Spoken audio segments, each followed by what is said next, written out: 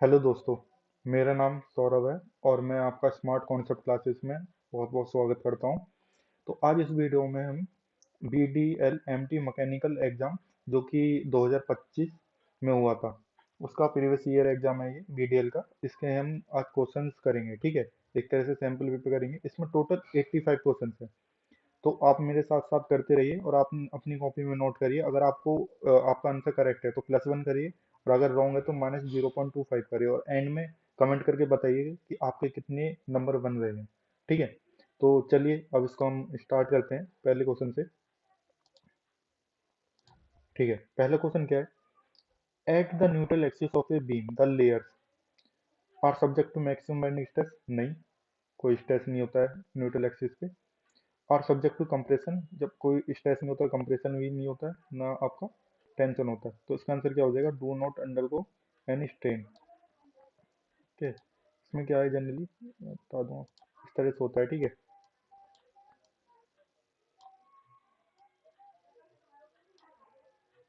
तो आपका बीम हो गया, ठीक है। वही आपकी न्यूट्रल एक्सिस हो गई। तो इसमें क्या होता है कि इसमें आप न्यूट्रल एक्सिस है, ठीक है।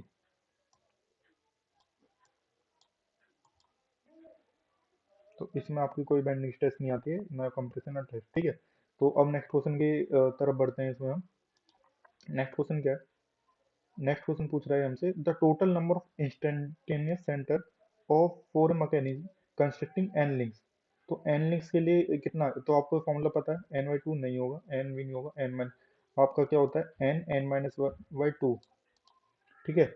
इसका फॉर्मूला होता है, क्या होता है, n n-1/2। Okay. Question number 3 की बात करते हैं हम। क्वेश्चन नंबर 3 क्या पूछ रहा है? In the transportation algorithm which of the following method is used to determine the optimal solution. और ऑप्टिमल सॉल्यूशन किस किस की बात करते हैं इसमें? वोगल एप्रोक्सीमेशन मेथड दिया हुआ है, नॉर्थ वेस्ट कॉर्नर है, लिस्ट कॉस्ट मेथड। ये सब आपके ट्रांसपोर्टेशन प्रॉब्लम में काम आते हैं। लेकिन जो इस क्वेश्चन का ऑप्टिमल सॉल्यूशन देगा वो आपका होगा नॉर्थ वेस्ट कॉर्नर मेथड, ठीक है। आप साथ के साथ अपना मार्क करते चलिए कि आप ठीक भी कर रहे हो या गलत कर रहे हो, ठीक है। क्वेश्चन नंबर 4 पे आ जाते हैं। क्वेश्चन नंबर 4 पूछ रहा है, the ratio of the pitch diameter to the number of the tip on the गे इज। तो बताइए क्या होता है। ये बोला है आपका pitch diameter P N T, तो इसके किसकी रेशियो होती है? समझ गया आप, किसकी होती है? किसकी होती है? मॉड्यूल की। ओके। क्वेश्चन नंबर 5 पे आ जाते हैं। क्वेश्चन नंबर 5 पूछ रहा है, a cylindrical rod having a head at one end and the other end fitting into a tap hole in the other parts to be joint is known as the। बताइए, nail होगा? Nail नहीं होता। Tap bolt होगा, set screw होगा, stud होगा। तो इसका answer होना चाहिए tap bolt. Okay. Question number 6 पे आ जाते हैं। क्वेश्चन नंबर 6 एक न्यूमेरिकल है। बीडीएल में ऐसे ही क्वेश्चन आते हैं, इसका ये प्रीवियस ईयर है तो बिल्कुल ऐसे ही क्वेश्चन आएंगे, ठीक है। तो इसमें पूछ रहा है, if the total sensible heat and the total latent heat of the room are 1,20,000 kilo joule and 16,000 kilo joule respectively, the sensible factor. Factor कैसे लिखते हैं? सेंसिबल फैक्टर बता दो। सेंसिबल फैक्टर लिखते हैं आपका सेंसिबल हीट ऊपर,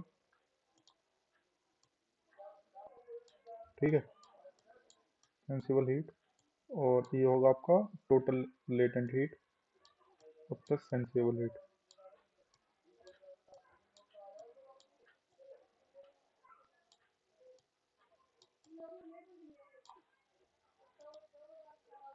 ओके। तो ये होता है आपका। और अगर इसको आप सॉल्व करोगे तो इसका आंसर कितना आना चाहिए भाई? ऊपर हो गया आपका कितना, सेंसिबल हीट कितना है, 1,20,000 है, और नीचे तो आपका 12/80 मतलब 2/3, तो 66.67% होना चाहिए। आपका अगर करेक्ट है तो उसको +1 मार्क्स दिए अभी। और कमेंट में बताइए कि आपको सेंसिबल हीट का फॉर्मूला पता था पहले से या नहीं, ठीक है। क्वेश्चन नंबर 7 देखते हैं। क्वेश्चन नंबर 7 क्या है? Cavitation is a process in the operation of centrifugal pump. बस सेंट्रीफ्यूगल पंप में कैविटेशन क्यों आती है? Sudden stoppage of the pump? नहीं। Leakage of the water? नहीं। Formation of the vapour bubbles? Sudden increase in speed? नहीं।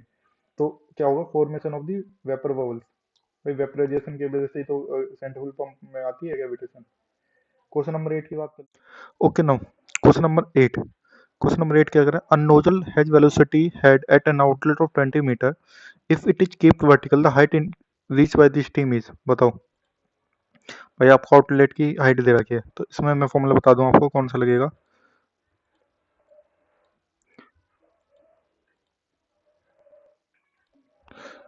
ठीक है। इस, इसमें क्या नोजल की हाइट दे रखी है, मैं इसमें आपको फॉर्मूला बता दूं तो इसमें कौन सा फॉर्मूला लगेगा।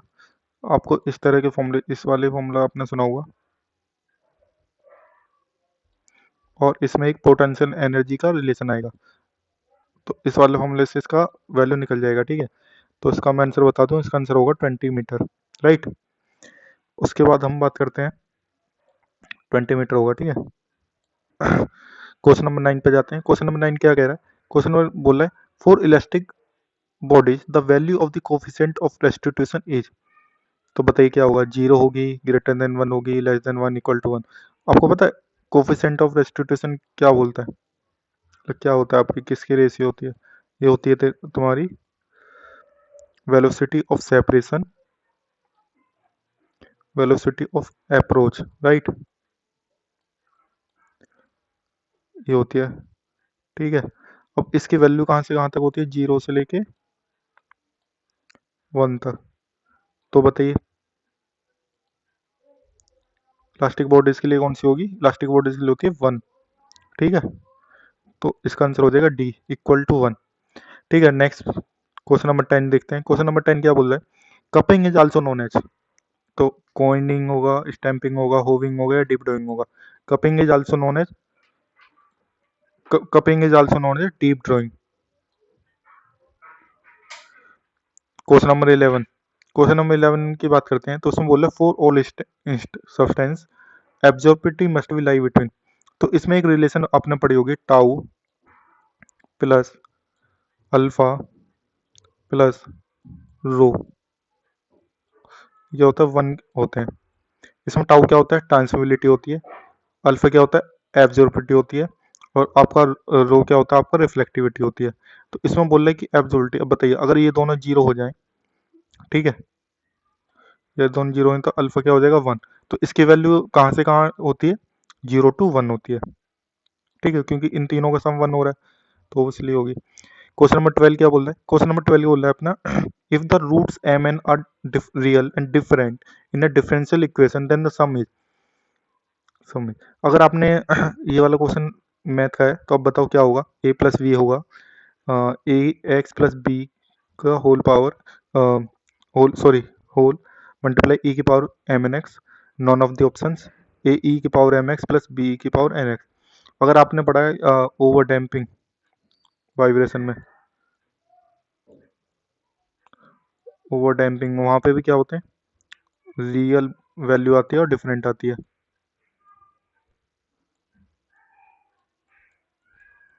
तो वहाँ का सॉल्यूशन भी इसी तरह का होता है, क्या होता है, ये वाला, है ना।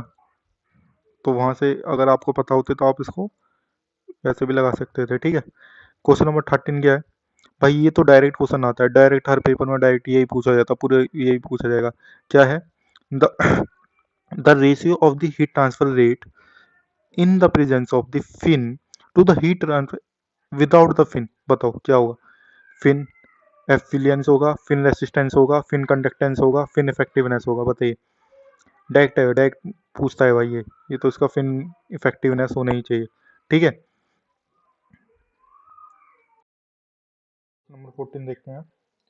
क्वेश्चन नंबर 14 में क्या है, the circle concentric with the pitch circle drawn through the top of the teeth, बताइए।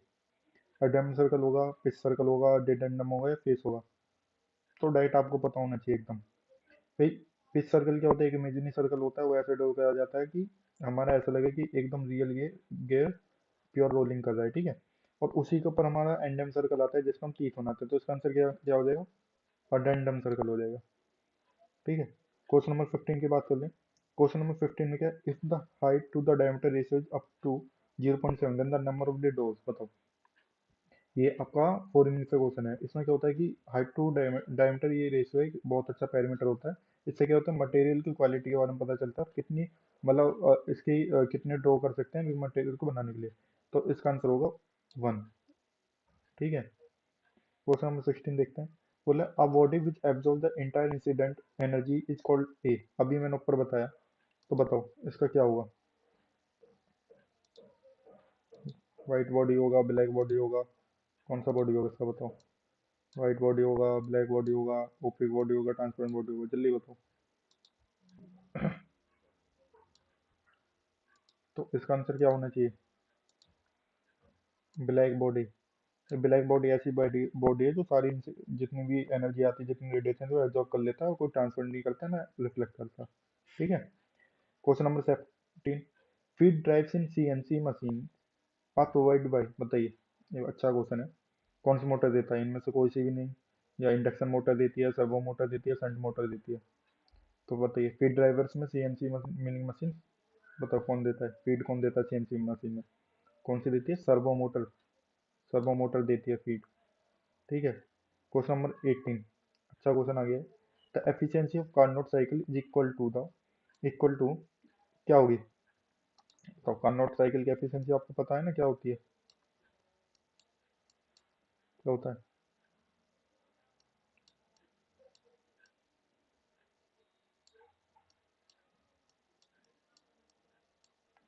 T H minus T H. तो इसमें क्या होगा, T one is the temperature of the hot air, मतलब टी वन दिया हुआ ये। ठीक है। टी टू दिया है ये। तो इनमें से कौन सा ऑप्शन हो जाएगा आपका, T one minus T two over T one. तो आपका डी ही ठीक होगा इसमें। राइट। ओके। क्वेश्चन नंबर 19 देखते हैं क्या है। Which of the following not a metal forming process. ये वाला तो आप जल्दी जल्दी कर सकते हो, कौन सा मेटल फॉर्मिंग प्रोसेस नहीं है बताओ। फोर्जिंग मेटल प्रोसेस है, रोलिंग मेटल प्रोसेस है, एक्सट्रूशन मेटल प्रोसेस है, ब्लैंकिंग नहीं, ब्लैंकिंग मशीनिंग में आ जाता है, तो ये मेटल प्रोसेस नहीं है, मेटल फॉर्मिंग प्रोसेस नहीं है। Okay. Question number 20, chaplets are made of. बताइए, कोरसैंड से बनते हैं, ऑर्गेनिक मैटर से बनता है, वुड से बनता है, मेटल से बनता है। तो चैपलेट किससे बनता है, मेटल से। ओके। क्वेश्चन नंबर 20 देख लेते हैं, क्या बोल रहे हैं। When sleep of the porter governor must moves about the governor speed. बताइए क्या होगा, चार ऑप्शन में से जल्दी बताइए। भाई जब इसकी स्लीव्स हैं अगर ऊपर को जा रही हैं, तो इसका मतलब क्या है कि स्पीड हमारी इंक्रीज होगी। बेसिक आराम से कर सकते हो उसको। Question number 22, what is the unit of the Sommerfeld number. Sommerfeld number पता है कहाँ पे यूज होता है, बेरिंग में यूज होता है। कैसे दिया जाता है, क्या होता है, होता है Z N s by p r by c का होल स्क्वायर। यहाँ पे जेड क्या होती है आपकी, ये होती है विस्कोसिटी, ये होती है स्पीड, ये होता है आपका प्रेशर, ये होता है आपका रेडियस ऑफ दी शाफ्ट, ये जनरल, और ये होता है क्लियरेंस इसका स्क्वायर। और इसकी यूनिट क्या होगी, जल्दी जल्दी बताओ उसकी यूनिट क्या होगी। इसकी कोई यूनिट नहीं होती है, यूनिट लेस होता है। ओके। चलते हैं क्वेश्चन नंबर 23 की तरफ। क्वेश्चन नंबर 23 क्या बोल रहा है। Dex is the allowance provide by the compensate for the enlargement of the mould cavity because of the excessive warping. बताओ, इसमें रैपिंग दिया हुआ है तो ऑब्वियसली इसका आंसर रैपिंग अलाउंस हो जाएगा। सिंपल, ये तो डायरेक्ट आप बिना देखे मतलब ऑब्वियसली करके कर सकते थे पढ़ के आराम से। क्वेश्चन नंबर 23 पे आ जाते हैं। क्वेश्चन नंबर 20 बोल रहा है, which of the following is not a method of the case hardening. बताइए, साइनाइडिंग केस हार्डनिंग होता है, नाइट्राइडिंग केस हार्डनिंग होता है, इंडक्शन हार्डनिंग होता है। तो इसमें क्या आंसर हो जाएगा, electroplating is not a case hardening process. Heat treatment में पढ़ा होगा ना आप, मटेरियल साइंस में। क्वेश्चन नंबर 25 है, which of the following the correct composition of the chromium and nickel in stainless steel. बताइए, तीन तरह की स्टेनलेस स्टील होती है, एक होती है आपकी फेराइट, एक होती है आपकी टेंटाइट, और एक होती है आपकी मार्टेनसाइट। तो इसमें कौन सा होता है, 18, जैसे 18/8 भी स्टील बोलते हैं ना इसको। तो इसमें क्या होता है, 18% क्रोमियम, 18% निकल। तो इसका आंसर क्या हो जाएगा सही, क्रोमियम एंड 8% निकल हो जाएगा। राइट। बाकी इसमें कितनी होती है आपकी, 16 से 18% क्रोमियम और 0.2% ऑफ कार्बन। और इसमें कितनी होती है आपकी, 12 से 14 क्रोमियम और 0.12 से लेके 0.35% ऑफ कार्बन। ओके, चलो क्वेश्चन नंबर 26 की तरफ बढ़ते हैं। क्वेश्चन नंबर 26 क्या है? The standard length of the shaft which are use to transmit power between the source and the machine. बताओ, ये बहुत अच्छा क्वेश्चन आ गया आपको। बताओ क्या होगा? 6 मीटर, 7 मीटर, 5 मीटर, ये सारे ऑप्शन होंगे ना इसमें। ठीक है, all of the option is correct. Question number 27 आ गया। A square matrix of order n is invertible non singular. ध्यान रखना, non singular if any, if and only if it determinant it. बताओ, अगर नॉन सिंगुलर है तो overkill non zero होगी, कोई सोचने वाली बात ही नहीं है इसमें इतना। Question number 28, the total number of possible outcomes in an any trial is known as. बताओ, total number of possible outcomes in any trial is known as independent events, objective, trial events. तो इसका answer हो जाएगा exhaustible events. Question number 29, a body of mass 2 kg is moving with the velocity, what is the kinetic energy of the body। बताओ, kinetic energy पता है ना कैसे लिखते हैं?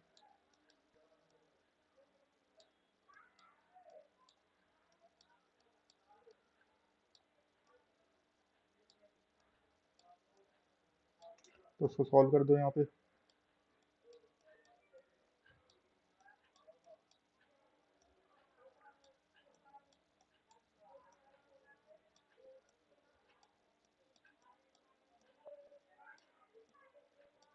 मुझे पता है आप लोगों ने आंसर बता दिया होगा इसका। तो इसका आंसर इतना हो जाएगा, 50 × 50, 25, 100 Nm, that is जूल।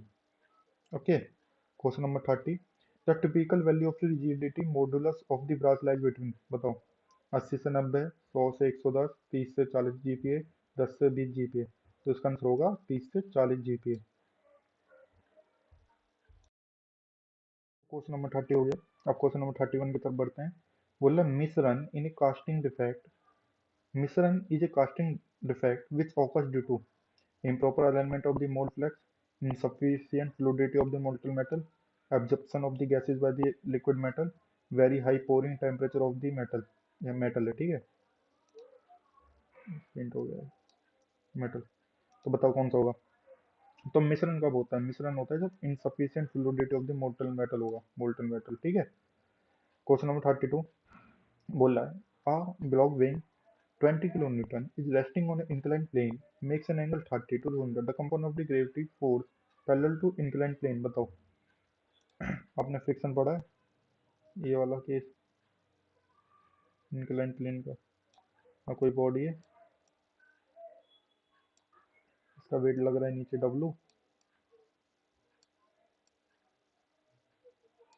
कोई थीटा बना रहा है यहाँ पे, एंगल ऑफ रिपोज जिसे बोलते हैं। इसकी बॉडी पे कोई नॉर्मल लग रहा है।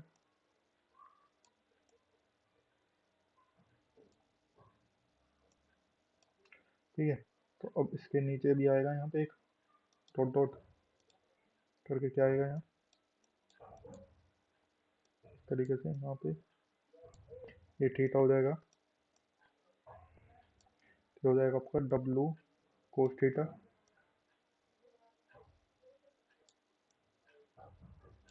बहुत ईजी आते हैं न्यूमेरिकल भी, ऐसा कुछ नहीं है। यहाँ आ जाएगा आपका W साइन थीटा।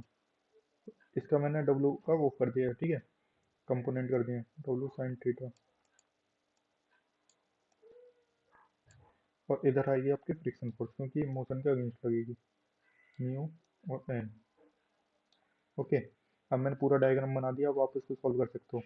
तो क्या बोला, वेट अपना 20 दिया हुआ है, is acting on inclined plane, theta आपको 30 डिग्री दे दिया। तो आपको सिंपल निकालना है component of the gravity force parallel to the inclined plane. तो बताओ भाई, ये वाला निकालना है आपको, वाला नहीं निकल पाएगा आपसे। बताओ जल्दी, मैंने 30 सेकंड का समय दिया, 30 सेकंड के 15 सेकंड में हो जाना चाहिए आपका।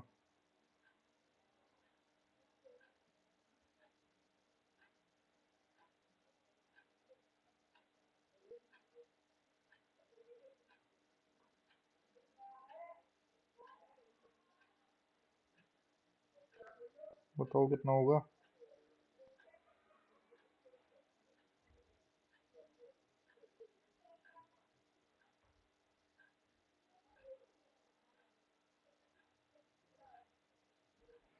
राइट, 10 किलोमीटर वाले, ठीक है सब। आंसर 10 किलो न्यूटन होगा। Okay, question number 33। The particle start with from the rest and move in straight line whose equation of the motion is. भाई ये दिए हुए है 2t³ minus t² - 1 the acceleration of the particle. तो इसमें मुझे कराने की जरूरत है भाई, आपको पता है एस दिया हुआ है, अगर मैं D S by D S T करता हूँ तो मेरा क्या वेलोसिटी निकल जाएगा। ठीक है, तो वेलोसिटी कितना हो जाएगा यहाँ से 6t² -2t, 1 का 0 हो जाएगा ना यहाँ पे, कांस्टेंट है। तो ये हो गया। अब मुझे एक्सलेशन निकालना है, तो डी बाई डी टी करूंगा फिर से।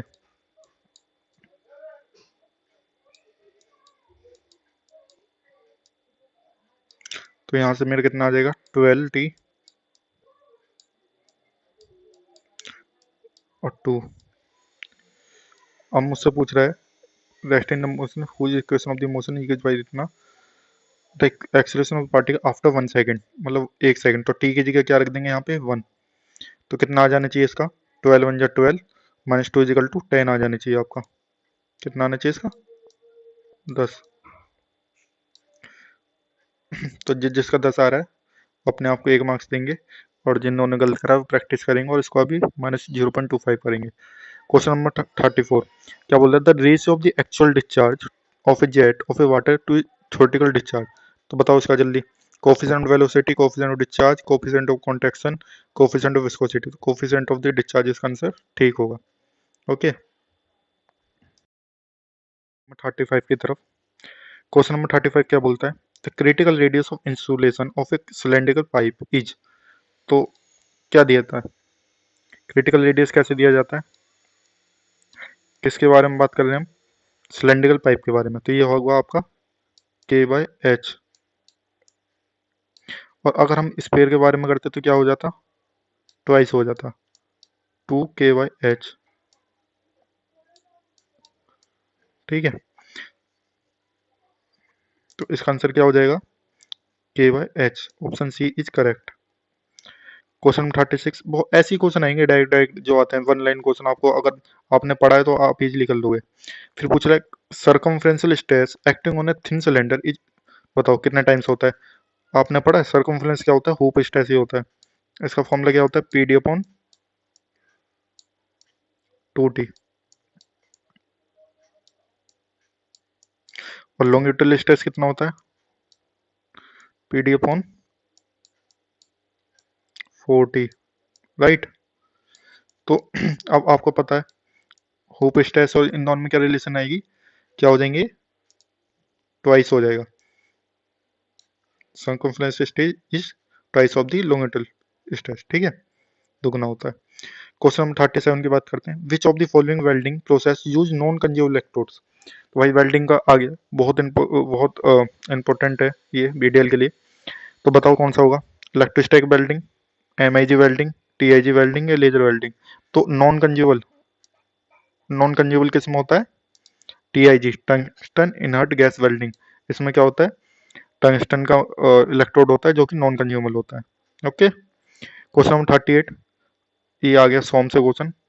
ये है if A simple supported beam of spam L carries a point load W at the mid span, the downward deflection of the load। बताओ डायरेक्ट डिफ्लेक्शन का फॉर्मूला पूछ लिया, बताओ इससे इजी क्या है। सिंपल सपोर्टेड बीम है, ठीक है, ये सिंपल सपोर्टेड बीम है, ये रोलर सपोर्ट है, तो हिंज सपोर्ट थी। ठीक है, इतना carry point load in the mid span. यहाँ पे क्या लग रहा है, पॉइंट लोड लग रहा है W। अब मुझसे पूछ रहा है कि मेरे को वाई बता दो कितना डिफ्लेक्शन आएगा इसमें। मुझे लगता है कि सबने इसको ठीक करा होगा, WL/Q/48 EI होगा। Question number 39।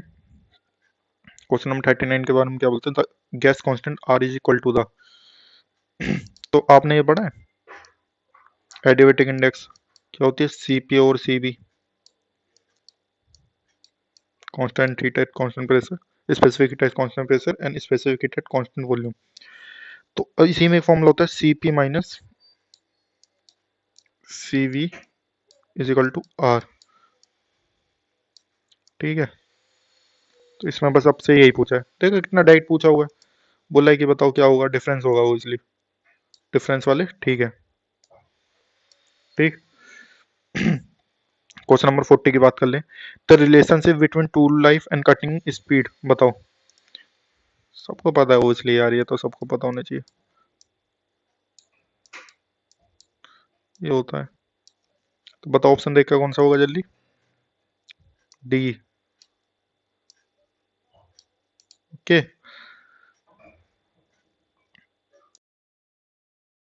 क्वेश्चन नंबर 41 की बात कर लें, question number 41, in process chart symbols the circle represents, circle क्या रिप्रेजेंट करता है, इंडक्शन इंजन में आ गया, ये स्टोरेज का होता है आपको पता है, स्क्वायर होता है एक, ये आपका ट्रांसपोर्टेशन का होता है, ये आपका डिले का होता है। तो मुझे बताओ ओ का क्या होगा, ओ का क्या होता है, डिले का क्या होगा भाई, डिले का होता है ऐसे डी, ट्रांसपोर्ट का एयर होता है, स्टोरेज का ये होता है, ठीक है। तो और इंस्पेक्शन का ये होता है इंस्पेक्शन, ठीक है। तो ऑपरेशन का क्या होगा, ऑपरेशन इसे होता है सर्कल, ओके। क्वेश्चन नंबर 42 करते हैं, question number 42, the instantaneous centre for n 8 link mechanism बताओ। अभी ऊपर फॉर्मूला पूछा था, क्या होता है फॉर्मूला इसका, क्या होता है भाई, एल, एल माइनस 1/2, ऊपर आया था अभी ये क्वेश्चन, ठीक है।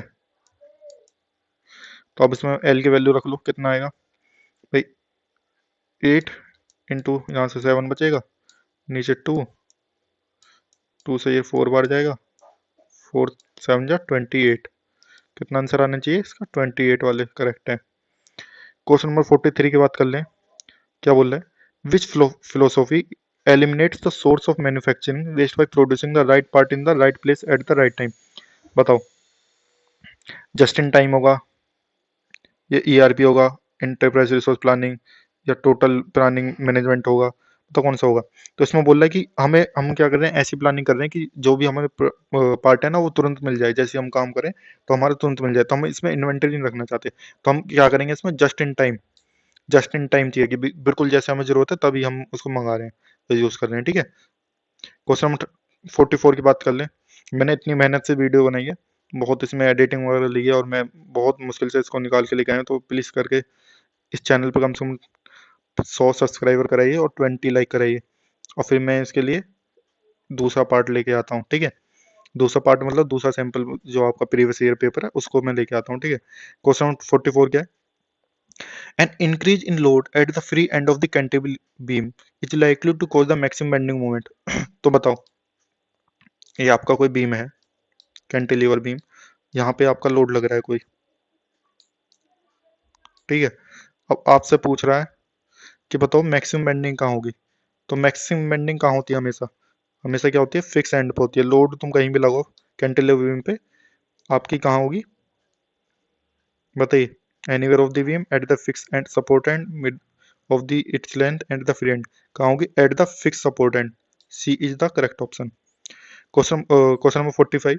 The drill RPM of the drilling a hole 25 millimeter diameter in a 15 mm thick plate with a cutting speed of इतना, तो बताओ n निकालना है आपको, RPM भाई आपको पता है ना क्या होता है, टाइम पीरियड इज क्या होगा इसमें, लेंथ ओवर स्पीड, स्पीड मतलब ये होता है फॉर्मूला, जनरल फॉर्मूला जो है, लेकिन इसमें क्या होता है आपको, length of over travel, length of approach, thickness and plus X, that is drill का जो हेड होता है उसकी, और नीचे एफ और एन। यहाँ पे आपको देखो डायमीटर दिया हुआ है, ठीक है, 15 दिया हुआ है, 25, तो एक्स कैसे दिया जाता है, अगर आप ब्लाइंड होल कर रहे हो तो 0.5 डी लेते हैं, और आप अगर थ्रो होल कर रहे हो तो 0.3D लेते हैं। नो, फॉर थ्रो होल 0.5 और I mean I'm little confused. You can check here. So find the answer.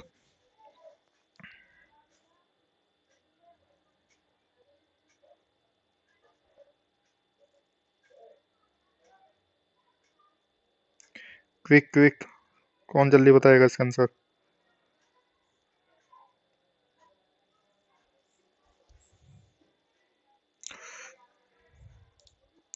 Option 3 is correct. Okay, question number 46। Okay, तो अब बात करते हैं क्वेश्चन नंबर 46 की। क्वेश्चन नंबर 46 क्या बोल रहा है? अ veg shaped jaw was measured using a 250 mm sine bar and the top edge was found to be level when coach block totaling 125 mm were placed under one of the roller. Find the angle of the wedge. अच्छा, सबसे पहले मुझे ये बताओ कि आपका sine bar कितने angle तक एक्यूरेटली नाप सकता है? ये एक बार रेलवे में क्वेश्चन आया था, कितने नाप सकता है एक्यूरेटली? 45 डिग्री। ठीक है, नाप वो 60 तक सकता है, लेकिन एक्यूरेटली हम 45 तक नापता है। ठीक है, तो ये भी आपको पता होना चाहिए। दूसरी बात है, अब इसमें क्वेश्चन की आ जाते हैं, ये ऐसे हमने साइन बार दिया हुआ है, यहाँ पे स्लिप गॉज लगी रहती है ऐसे। ठीक है,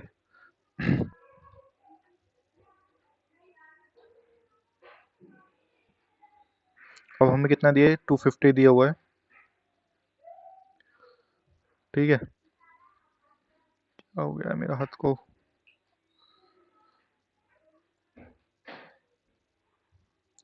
250 दिया हुआ है और 125 दिया हुआ है, राइट। अब हमें थीटा निकालना है, तो अपने को थीटा पता होता है, साइन थीटा कैसे लिखा जाता है? ठीक है, साइन थीटा,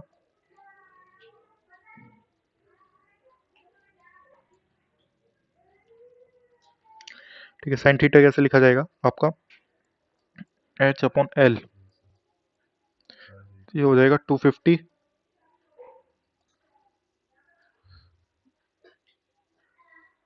सॉरी L/H होगा ना यहाँ, ये L है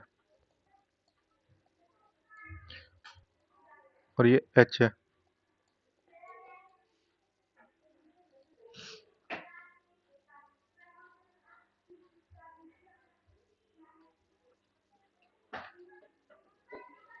ठीक है, ये L हो गया और ये H हो गया, तो साइन थीटा कितना होगा अपना?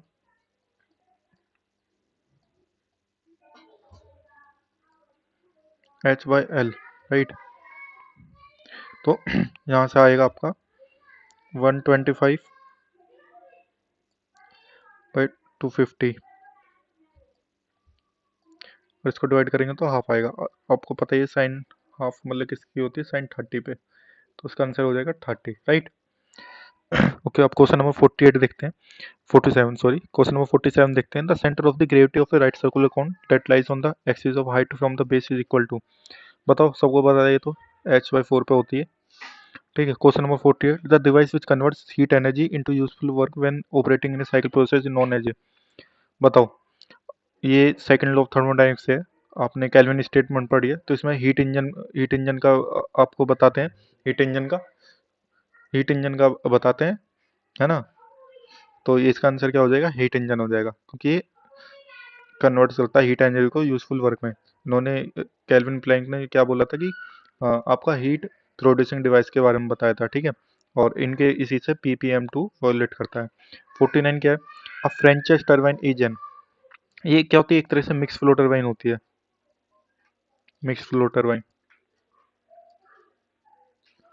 ठीक है, एक्सियल प्लस रेडियल, तो बताओ इनमें से कौन सा होगा?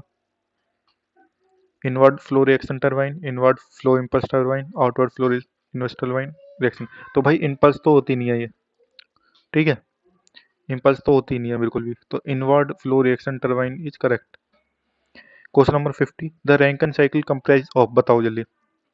To isobaric and two isentropic, two isothermal two isochoric, two isothermal two isentropic, two isobaric and isotopic.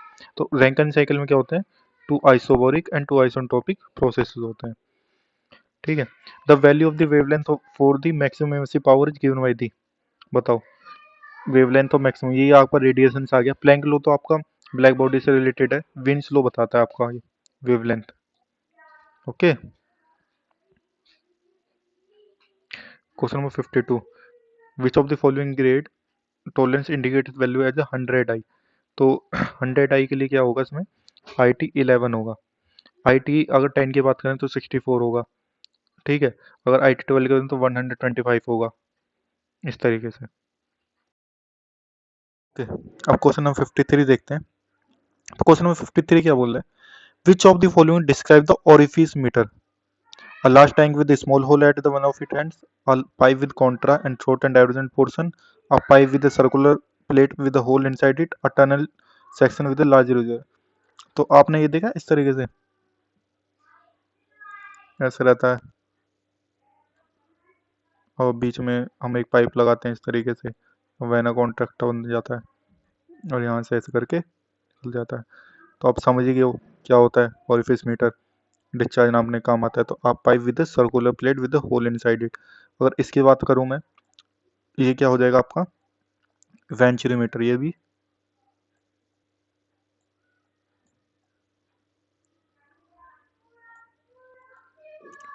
ये भी डिस्चार्ज नापने का काम आता है, ठीक है। क्वेश्चन नंबर 54 की बात करें, 54 बोल रहा है which of the following is not a part of the micrometer. तो माइक्रोमीटर का पार्ट कौन सा नहीं होता है, इस तरीके से बना रहता है माइक्रोमीटर, ठीक है।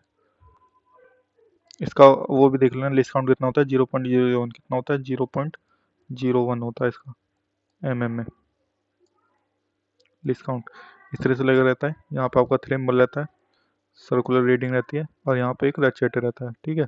सॉरी फॉर मी, ठीक है। यहाँ पे रहता है आपका एनविल। तो एनविल भी होता है इसमें, स्लीव भी होता है, ये स्लीव है यहाँ पे, ठीक है। और स्पिंडल भी होता है, घुमाने वाला या घुमाने वाला, जिससे आगे आगे जाती रहती है, ठीक है। लेकिन इसमें बीम नहीं होता, क्या नहीं होता इसमें, बीम। तो इसका करेक्ट आंसर क्या हो जाएगा, इसका बीम आंसर हो जाएगा करेक्ट, ठीक है। क्वेश्चन नंबर 55 की बात करते हैं। तो इसमें बोल रहा है कि gears are term as the medium velocity gear if their primary velocity. तो क्लासिफिकेशन ऑफ गेयर पढ़ा होगा एक अपने, high velocity, medium velocity gear, और आपका लो वेलोसिटी ऑफ गियर।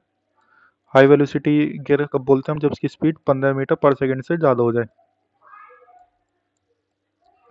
और लो वेलोसिटी कब बोलते हैं हम, जब 3 मीटर से कम हो, मीटर पर सेकंड से। अब आप मीडियम तो समझ ही गए होगे, 3 से 15 मीटर पर सेकंड के बीच वाले को हम क्या बोलते हैं, मीडियम गियर बोलते हैं, वेलोसिटी गियर। तो कौन सा हो जाएगा, सी ऑप्शन इज करेक्ट, ठीक है।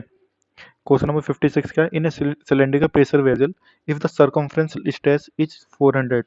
जो मैंने आपको पहले भी बताया, हुप स्ट्रेस क्या होता है अपना, सिलेंड्रिकल स्ट्रेस ही बोलते हैं इसको भी, जो होता है आपका 2 टाइम्स ऑफ लॉन्गिट्यूडल स्ट्रेस,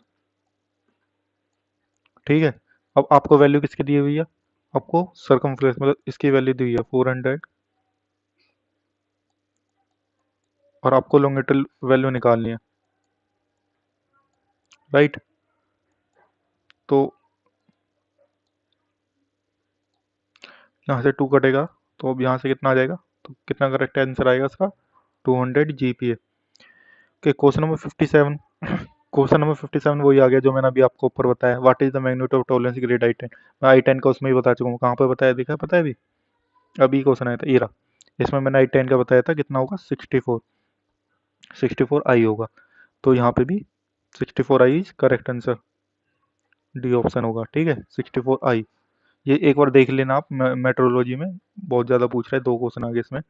फिर बोल रहा है the forehand method of welding is recommended generally for the welding material up to. तो बताइए फोर हैंड मेथड में कौन सी, कहाँ कितनी थिकनेस के मटेरियल को वेल्डिंग करते हैं हम, तो ये करते हैं हम 3.2 mm के, ठीक है। उसके बाद question number 59, a diesel cycle consist of one constant pressure. तो डीजल साइकिल कैसे बनती है, कांस्टेंट प्रेशर, कांस्टेंट वॉल्यूम, और 2 आइसेंट्रोपिक, राइट। तो कौन सा आंसर हो जाएगा इसका, one constant pressure, one constant volume और 2 आइसेंट्रोपिक, ये is correct, right. Question number 60, number 60 की तरफ बढ़ते हैं। क्वेश्चन नंबर 60 बोल रहे हैं, ये बहुत ज़्यादा क्वेश्चन पूछा जाता है, ठीक है। बोल रहा है if the effective length of a column is twice than actual length, मतलब इफेक्टिव लेंथ दिया हुआ है एल को, एल इफेक्टिव है अपना, क्या कर दिया ट्वाइस बोल दिया टू एल। तो बताओ किस क्या होता है। तो इसमें चार कॉलम आते हैं ना। सबसे पहले आता है आपका, सबसे पहले आता है आपका बोथ हिंज, ठीक है, बोथ हिंज आता है आपका, उसमें आपका होता है एल। फिर आता है बोथ हिंज में हो गया। फिर इसके बाद आपका आता है फिक्स्ड एंड फ्री, ठीक है, तो यहाँ पे 2L होता है। फिर आता है आपका बोथ फिक्स्ड, तो यहाँ पे L/2 हो जाता है। और एक होता है फिक्स्ड एंड हिंज, यहाँ पे L/√2 हो जाता है। तो हमसे क्वेश्चन में पूछा गया है कि ट्वाइस, मतलब ट्वाइस ये वाला, तो ये वाला केस कहाँ पे आ रहा है आपका, इसमें फिक्स्ड एंड फ्री। तो क्या हो जाएगा B option, fixed at one end free at one end. Okay okay, question number 60 हो गया। अब क्वेश्चन नंबर 61 की तरफ बढ़ते हैं। तो क्वेश्चन नंबर 61 बोल रहा है a flow in which each liquid particle has a definite path and there path do not cross each other is called. बताइए, नॉन यूनिफॉर्म फ्लो होगा, स्टेडी फ्लो होगा, टर्बुलेंट फ्लो होगा या स्ट्रीमलाइन फ्लो होगा। ठीक है, स्टेडी फ्लो कौन सा होता है जिसमें फ्लूइड पार्टिकल की प्रॉपर्टी टाइम के साथ चेंज ना हो। और नॉन यूनिफॉर्म फ्लो कौन सा होगा जिसमें फ्लूइड की प्रॉपर्टी जो वेलोसिटी ऑफ फ्लूइड है वो अपना स्पेस के साथ एक पर्टिकुलर टाइम पे चेंज हो जाए। ठीक है, टर्बुलेंट फ्लो होता है जो बिखरा हुआ फ्लो होता है। तो अब बताओ, स्ट्रीमलाइन फ्लो तुम्हें बताइए कि एक लाइन में जैसे लेमिनार फ्लो होता है। तो अब इसका बताइए क्या होगा आप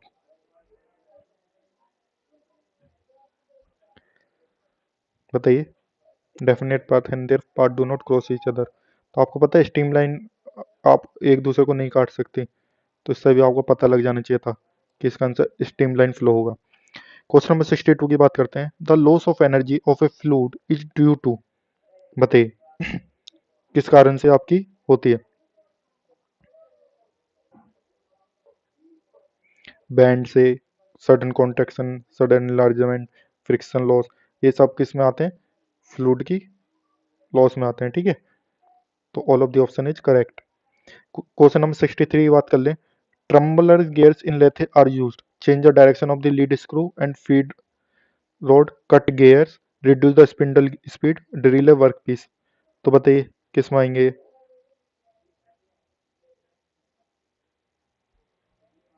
टम्बलर गियर्स पता है किस लिए यूज होता है, change the direction of the lead screw and feed road, इसलिए हम टम्बलर गियर का यूज करते हैं।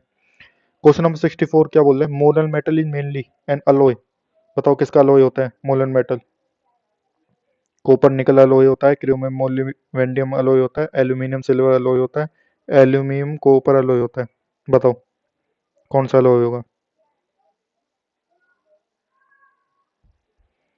भाई मोलर मेटल है तो ओबियसली मोलर किससे बनता है, निकल से बनता है, तो आपका क्या होगा, कॉपर निकल अलॉय होगा। क्वेश्चन नंबर 65, क्वेश्चन नंबर 65 क्या है, which of the following is positive drive. तो एक होता है नेगेटिव ड्राइव, एक होता है आपका पॉजिटिव ड्राइव, तो बताओ कौन सा होगा। ये क्या है, वी ड्राइव में आपको बता दें नेगेटिव ड्राइव है, फ्लैट ड्राइव आपका नेगेटिव ड्राइव है, रोप ड्राइव आपका नेगेटिव ड्राइव है। तो अपना पॉजिटिव ड्राइव कौन सा होगा, पॉजिटिव ड्राइव होगा अपना gear drive, right. Question number 66, देखो वन लाइनर है, सारे क्वेश्चन वन लाइनर है, आप इजीली कर सकते हो, अगर आपने ऊपर ऊपर से भी पढ़ा है ना तो आप इजीली कर सकते हो। तो मैंने इतनी मेहनत करी इसके लिए, मेरा चैनल सब्सक्राइबर्स अगर इस पे आपने 20 लाइक कर दी तो मैं second part, that is second previous year का पेपर लेके आऊँगा, ठीक है आपके लिए जल्दी। तो जल्दी जल्दी आप लाइक करिए और शेयर करिए। ठीक है, अब क्वेश्चन नंबर 66 की बात कर लें। Dash transmit power through parallel shafts and their teeth are parallel to the shaft axis, बताइए कौन सा होते हैं। आपने गन्ने का जूस निकालने वाली मशीन देखी है, इस तरीके से दो चक्के लगे रहते हैं, इनको कौन से गियर होते हैं, स्पूर गियर बोलते हैं, स्क्रू गियर। और इसमें पैरेलल शाफ्ट होती है और पैरेलली टीथ होते हैं, तो इसका आंसर क्या हो जाएगा, spur gears. Okay, question number 67, for a glass plate transmissivity and reflectivity are specify as 0.81 respect to the absolute. मैंने आपको एक शुरू में इक्वेशन लिखवाई थी, एक alpha plus tau plus lambda rho equal to 1, ये लिखवाई थी मैंने आपको। तो सिंपल सी आपको क्या क्या वैल्यू दी हुई है, क्या दी है आपको, टाउ दिया हुआ है और आपको रो दी हुई है और आपसे पूछा है अल्फा। तो इसमें आप प्लस माइनस करके नहीं निकाल सकते, कितना आएगा 0.12। Okay. Question number 68, unit of modulus of elasticity is the same as those. ये क्वेश्चन तो बहुत बार देखा है मैंने। तो भाई मॉडुलस ऑफ इलास्टिसिटी की यूनिट क्या होती है, न्यूटन पर मीटर स्क्वायर होता है, ये इसकी यूनिट होती है। अब यही यूनिट आपकी स्ट्रेस की भी होती है, यही यूनिट आपकी पास्कल की होती है और यही आपकी यूनिट जी की होगी। तो किसकी होगी, स्ट्रेन तो आपका यूनिट लेस होता है, फोर्स आपका न्यूटन होता है, सेम नहीं होगी। ठीक है, तो इसमें एक ऑप्शन होता है stress pressure and modulus of rigidity is correct answer. Question number 69, question number 69 क्या बोल रहा है, the Stefan Boltzmann law state the emissive power of a black body is proportional to. तो स्टीफन बोल्ट्जमैन लॉ किस में आता है, radiation में आता है। तो ये क्या बोलता है, fourth power of the absolute temperature of the surface of the body, किसके बारे में, absolute pressure of the surface of body, cube of the absolute pressure of the. तो प्रेशर के बारे में तो बात ही नहीं करता भाई, हम थर्मल में क्या टेम्परेचर के बारे में बात करते हैं ज्यादातर। तो इसमें क्या होता है, ई इज डायरेक्ट प्रोपोर्शनल क्या होता है, टी की पावर 4। तो इसका आंसर क्या हो जाएगा, a, fourth power of the absolute temperature of the surface of the body. Question number 70 की बात करें, क्वेश्चन नंबर 70 क्या बोल रहा है, which of the following has the highest Poisson ratio. तो बताओ पॉइजन रेशो कितनी होती है भाई, इनकी तो मटेरियल की तो 0.25 से 33 तक होती है, 0.33 तक, राइट। वुड की होती है 0 पॉइंट समथिंग, 0.5, ऐसे 0.05। रबड़ की होती है 0.5, ठीक है, और आयरन की होती है 0.27। तो सबसे ज्यादा किसकी हुई, रबड़ की, राइट। तो इसका आंसर हो जाएगा रबड़। क्वेश्चन नंबर 71 की बात कर लेते हैं, which of the following phases is obtained as the end product after complete heat treatment cycle in the austempering process. तो भाई ऑस्टेम्परिंग की बात कर रहा हूं मैं। देखो अगर मैं मास टेम्परिंग की बात करता, मास टेम्परिंग की, तो इसमें क्या बनता, टेंसाइट, ठीक है। बेनाइट किससे बनता है, ऑस्टेम्परिंग से। अगर मैं ऑस्टेम्परिंग को high temperature, very high temperature पर एकदम से ठंडा कर दूं, ठीक है, तो ये मेरा होगा पेल लाइट। लेकिन इसमें बोला है कि ऑस्टेम्परिंग से फाइनल प्रोडक्ट क्या बनता है, तो इसमें क्या बनता है अपना बेनाइट बनता है। ओके, तो option C is correct. Question number 72 क्या बोल रहा है, अ स्टोन वेट इतना in air and in water, what is the volume of the stone. तो वॉल्यूम ऑफ द स्टोन बताना है आपको। तो आपको एक फॉर्मूला पता है, weight in air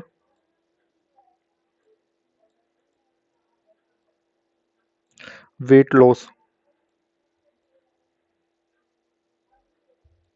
into specific density of H2O, specific gravity, sorry. इस तरह से इस बॉडी की हम निकाल सकते हैं। तो इस बॉडी में कितना वेट अपने को दिया हुआ है, 392.4 है, और पानी में डालने के बाद इतना हो गया। तो इसको अगर माइनस करेंगे तो कितना आएगा, यहाँ से आपको एस निकल जाएगा बॉडी का, ठीक है। और अगर यहाँ से आप इसको 1000 से मल्टीप्लाई करेंगे, यहाँ पे जो भी आंसर आएगा, ठीक है, तो आपको उसकी डेंसिटी निकल जाएगी, डेंसिटी ऑफ बॉडी पता चल जाएगी। तो आपसे बोल रहा है what is the volume of the stone, तो उसके लिए आपको मास चाहिए। तो यहाँ से आप मास भी निकाल लेंगे क्योंकि न्यूटन में दिया हुआ है mg करके, ठीक है।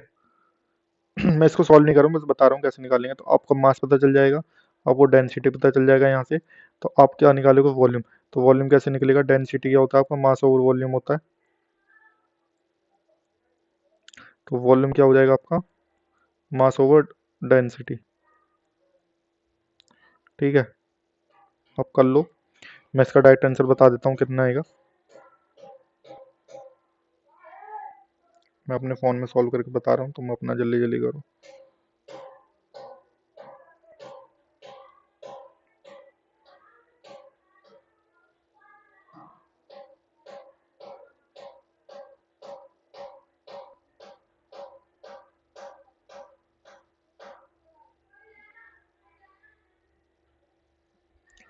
ठीक है।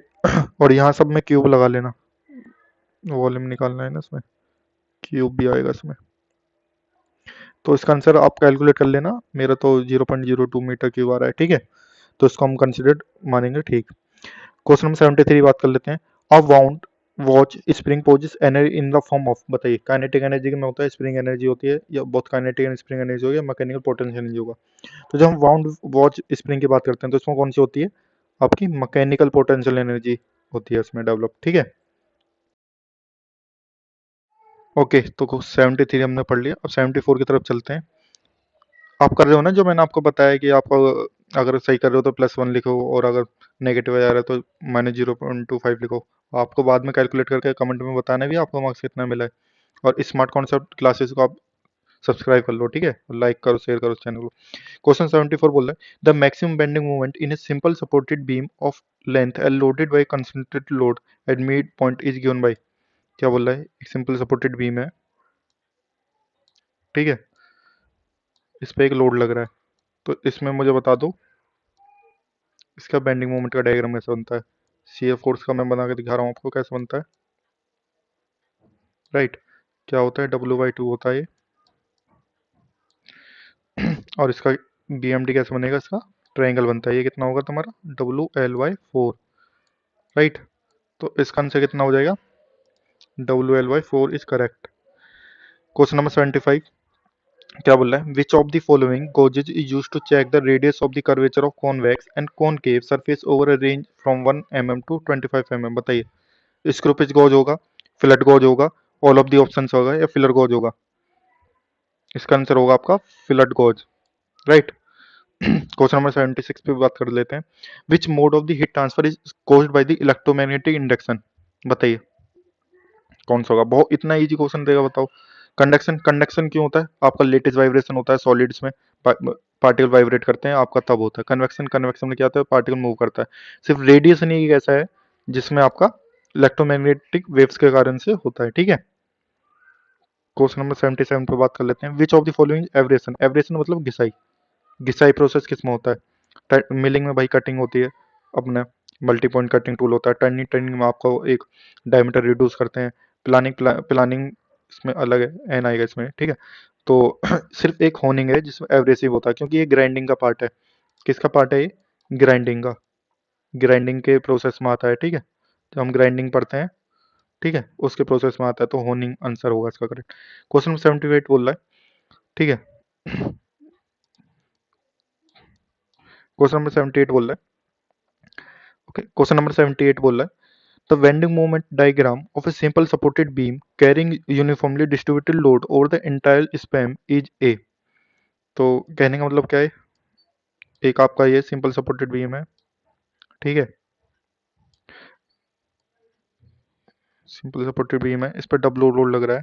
तो आपका बोल रहा है कि बताओ इसका बेंडिंग मोमेंट किस तरह का होगा, राइट एंगल ट्रायंगल होगा, स्क्वायर होगा, रेक्टेंगल होगा, या पैराबोला होगा। तो इसका क्या होता है, पैराबोला होता है। कितना होता है, WL²/8,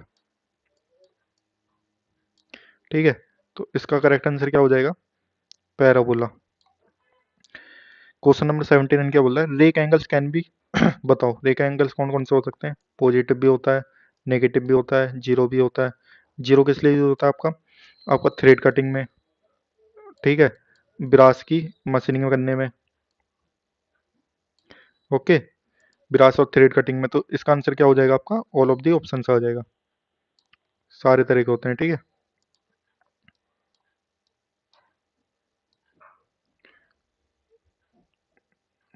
अब बढ़ते हैं क्वेश्चन नंबर 80 की तरफ। क्वेश्चन नंबर 80 बोल रहा है the ratio of the dynamic viscosity to mass density. तो ये आ गया आपका डायनेमिक विस्कोसिटी, और ये आ गया आपका डेंसिटी। तो बताओ उसकी रेशियो क्या बोलते हैं,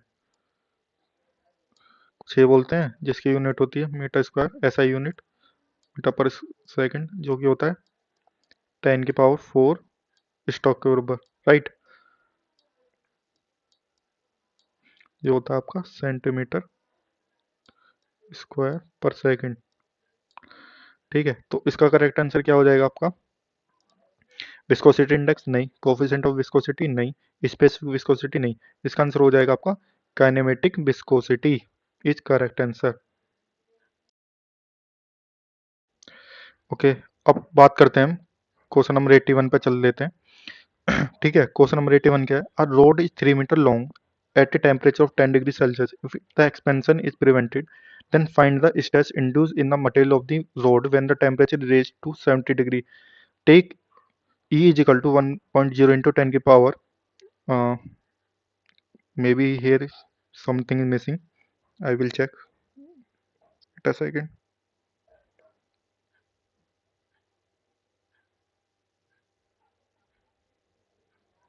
10 की power 5 here is mentioned, 10 की power 5 N alpha that is इतना पर डिग्री सेंटीग्रेड। तो सबसे पहले तो आप इसमें देखो, if the expansion is prevented, मतलब इसमें स्ट्रेस इज जनरेट होगा। अगर फ्री होता तो इसमें स्ट्रेस जनरेट नहीं होती। तो आपको पता है स्ट्रेस का फॉर्मूला क्या होगा? Alpha del T E, right. आपको अल्फा दे रखा है, डेल टी और ई दे रखा है, तो वैल्यू पुट कर दो। अल्फा कितना है आपका? 0.000012। डेल टी कितना हो जाएगा आपका? 17 से 10 गए तो 60, और ई कितना दे रखा है आपका? 1 × 10⁵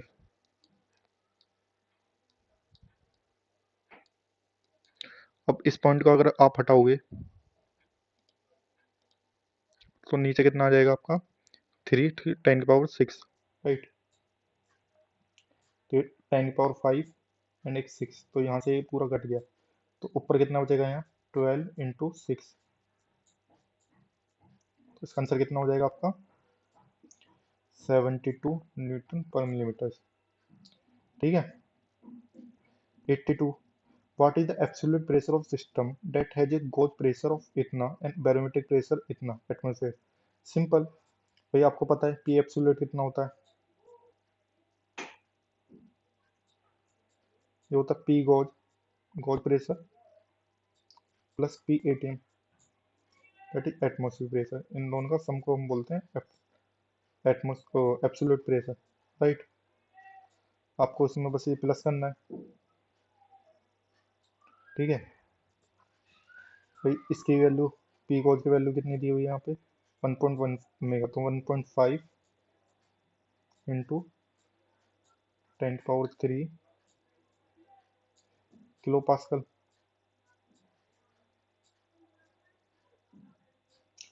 ठीक है, दूसरा है पी एटीएम कितना दिया हुआ है आपका? 105, तो 105 किलो पास्कल,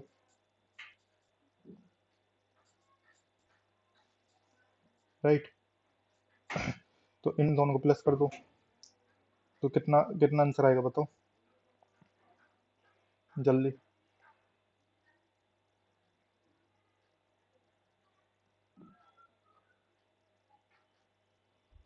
राइट, सामने पता है ना 1.5 है, तो यहाँ 150 हो जाएगा, 1601.605 एमपी हो जाएगा, राइट। तो कितना हो जाएगा? 1.605 MP. Question number 83, the Sommerfeld number associated with the design of the, मैं पहले भी बता चुका हूँ। ये सोमरफेल्ड नंबर के क्या कैसे दिया जाता है आपको पता ही है, Z N S Y P.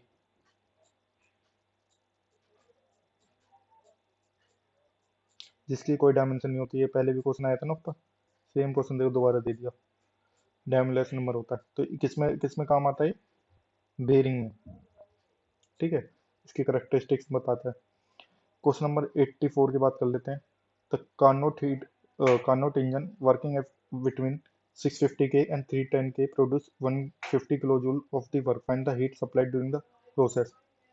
Simple, इसको कर सकते हो आप। एफिशिएंसी आपको तो मैंने पहले ही बताई थी।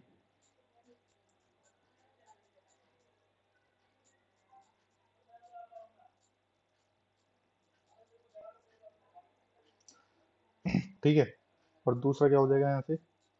कार्नोट साइकिल है तो p h p l equal to q H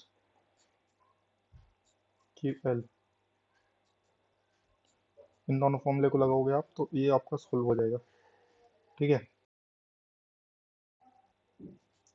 तो अब इसमें वैल्यू पुट करो। ठीक है, टी एच आपको दिया हुआ है 650 माइनस टी एल दिया हुआ है 310 और टी एच, यहाँ से आपकी एफिशिएंसी निकल जाएगी। ठीक है, अब एफिशिएंसी निकल जाएगी और आपको दूसरे टर्म में क्या लिखते हैं इसको, एफिशिएंसी को हम कितना वर्क आउटपुट मिल रहा है हमें और कितनी हम इनपुट दे रहे हैं, तो टी एच दे रहे हैं। लेकिन यहाँ पे हमारा टी एच क्या है, हमारे क्यू एच के बराबर है, तो हम उसको ये भी ले सकते हैं डब्ल्यू ओवर क्यू एच। ठीक है, ये लिख सकते हैं।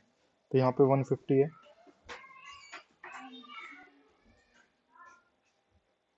यहाँ से आपकी क्या वैल्यू आएगी, जीरो, ये जीरो आएगा यहाँ पे। ठीक है, 5 में से 1 गया 4 आएगा, 6 में से 3 गया तो 3 आएगा, नीचे 650 आएगा।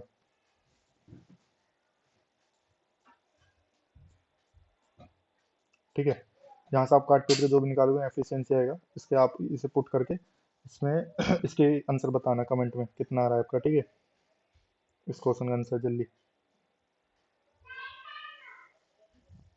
ठीक है, आप देखना मत, आप अपना पूरा सॉल्व करना, मैं इसका आंसर बता देता हूँ। इसका आंसर क्या आएगा, ठीक है, फिर आप चेक करना आपके और ठीक आ रहा नहीं आ रहा, तो इसका ऑप्शन ए होगा। ठीक है, क्वेश्चन नंबर 85 जो कि हमारा लास्ट है शायद। ठीक है, क्वेश्चन नंबर 85 क्या बोल रहा है, heat is conducted through a 10 centimetre thick ball in the rate of the 30 watt पर मीटर केल्विन। मतलब क्या, एक बॉल है,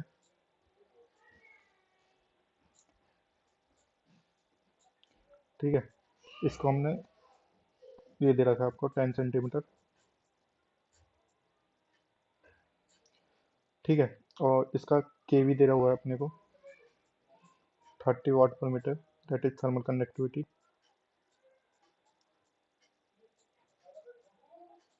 कोफिशिएंट थर्मल कंडक्टिविटी दिया हुआ है, तो हमसे पूछ रहा है कि टेम्परेचर का डिफरेंस 10 दिया हुआ है।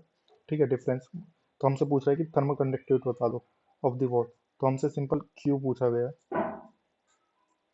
तो यहाँ से आ जाएगा minus K A D T Y D T X.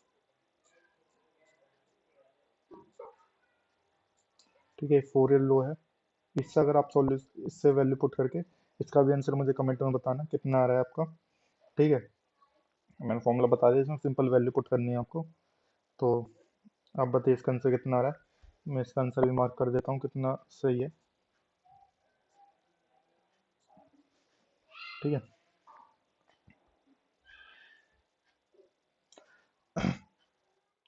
ठीक है, और 85 क्वेश्चन करने के बाद आप मुझे अपना मार्क्स कैलकुलेट करिए, आपने कितने ठीक करे उसके लिए +1, और जितने गलत करे उसके लिए -0.25, और फिर जितना भी स्कोर आपका बनना है उसे कमेंट में बताइए। और अगर इस चैनल पे 50 सब्सक्राइबर और 25 लाइक्स अगर अभी आ गए, तो मैं मतलब कल ही इसमें दूसरा प्रीवियस ईयर जो है उसके टेक्निकल क्वेश्चन ले आऊँगा मैकेनिकल के लिए। तो यहाँ तक वीडियो देखने के लिए बहुत बहुत धन्यवाद। अगर कोई भी डाउट है तो कमेंट में बताइए, और चैनल को शेयर करिए, लाइक करिए, सब्सक्राइब करिए। Thank you, bye.